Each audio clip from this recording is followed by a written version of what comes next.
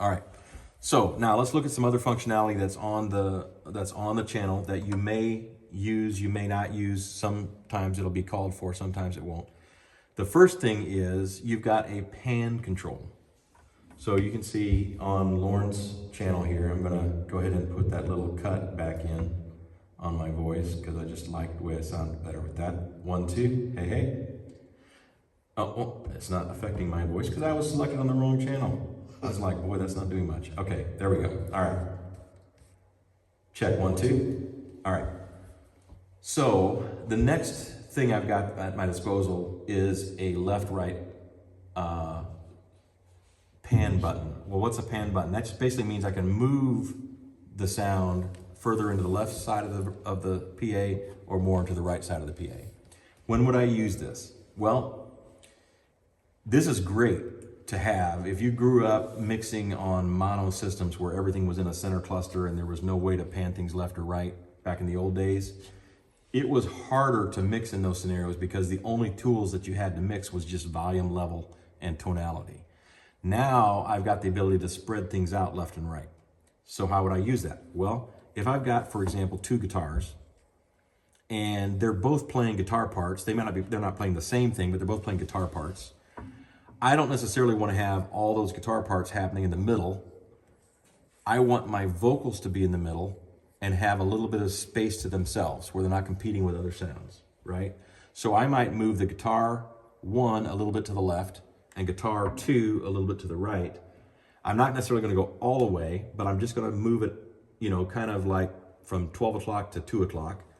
Get it over to the right a little bit because as I'm looking at the front of the room, that's just spreading things out and making space for the important stuff to be right in the middle, which is whoever's talking, whoever's singing, and the core parts of our rhythm section for our band belong in the middle. The periphery stuff goes toward the outsides, all right? So if I have my channel selected and I turn it all the way to the left, you'll hear me going to the left speaker. If I turn it all the way to the right, you'll hear me going to the right speaker, right? So what are the rules on panning? The main thing is the stuff that always belongs in the middle. Kick drum, bass guitar, snare drum, vocals. Okay, hard and fast rule. Those always go in the middle. The reason is they're the most important parts of our songs. Okay, I'll circle back to that later, but they're the most important part of our songs. They always go in the middle. Everything else is open for discussion. So if like I said, I've got 2 guitars. I can put 1 guitar here, 1 guitar there. That means I experience 2 benefits. 1 guitar over here means that he's now got his own little area where he can have, that he's not being covered up by the other guitar, and he's also not fighting with our lead vocal, right?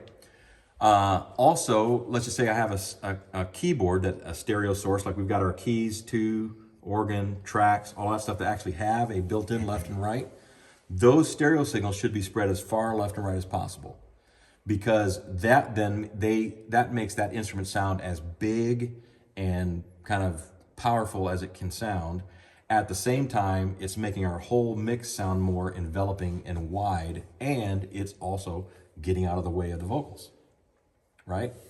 So that's what our pan control does. That's a function that we can use. So if I was looking at this mix right here, if all of these were active mixes, here's the way we would use that in real life. Probably all of my vocals would just be in the middle. Now, if you could get really fancy, and if you have background singers that never sing lead on a song, and they only are ever in the background, and they always stand on the left, okay, maybe you could pan that singer a little bit to the left if you wanted to get fancy, but let's just say for now, we're gonna leave all of our vocals in the middle. I'm gonna have my kick in the middle, my snare in the middle. I'm gonna pretend I'm looking at the drum kit. I'm gonna move my hi-hat slightly to the right, like I'm looking at it. Tom number 1, slightly to the right, like I'm looking at it. Tom number 2 is kind of in the middle. Tom number 3 is slightly to the left, like I'm looking at it. Overhead mic left, all the way left. Overhead mic right, all the way right. Lead guitar and rhythm guitar. Lead guitar goes slightly to the left. or if he happens to be standing on that side, I'll put him left. If he's on that side, I'll put him right. Then rhythm guitar, oh, he's on the other side, that's fine, I'll put him, but those guitars get split up. Acoustic guitars, same thing, I'll split up the two acoustic guitars.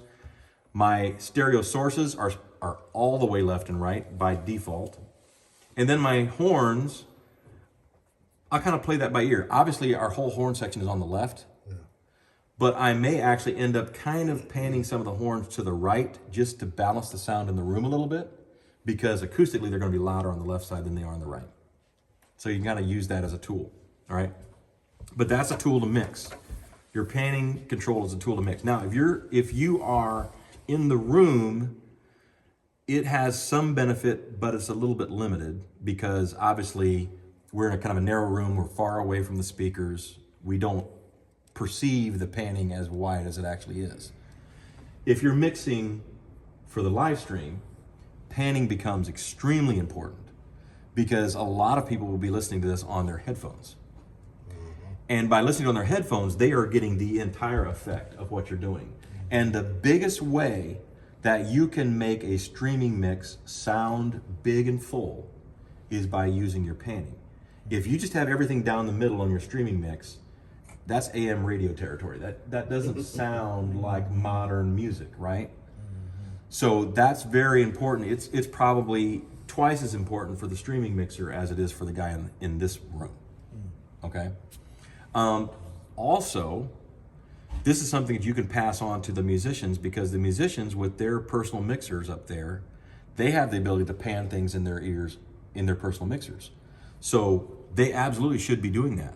If they're sitting there on the stage and they have themselves in the middle and they have the other guitar player off here on the side, now they can hear themselves much better without competing with the other guitar player because they put themselves in the middle and the other guitar player's kind of over here on the periphery. Now, when they're panning, that doesn't affect you at all. No, what I'm saying is, if they're panning, do they need to be panning like we're looking at them, or like?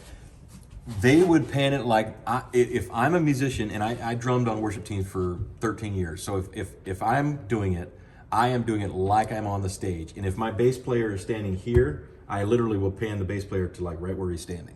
Yeah. And the guitar player's over here, I'll pan him over there. It actually helps make me feel more natural on the stage, like I'm in a natural environment if I do that. But that's just how you hear it. Right. Okay, right. I got you. Right.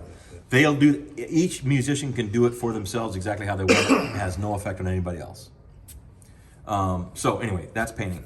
How do you navigate around, for practical purposes, all of our praise team singers sing solos? So in that case, like I talked about, if we know that's going to happen, then I'm not even going to bother panning the vocals. I'm just going to leave all the vocals straight down the middle. I mean, I could go song by song and change it, but I don't have time on a Sunday morning to mess with that, honestly, most of the time. So by default, if I know that I'm going to have 5 different people singing solos, all the vocals are just going to be in the middle, and that's going to be it. Practically speaking, that's. Now, if it was a Christmas production, and I had 5 rehearsals, and I had time to fiddle with save a scene for every song and all that, then of course, and sky's the limit. But usually, default vocals down the middle, and that's the way I roll. Maybe put the guys in the middle and the ladies slightly left and right. Or that would distort. You could say that there's benefit in that, but it's a small benefit, and usually my time is just being pulled in other directions on a Sunday morning. That's the bottom line. I got bigger problems, honestly. Most of the time, I've got 3 or 4 really big problems, and then I've got like 20 medium-sized problems, and then the panning of the vocals is somewhere down after that. So, does that make sense? Kind of the process of what we're doing. Okay.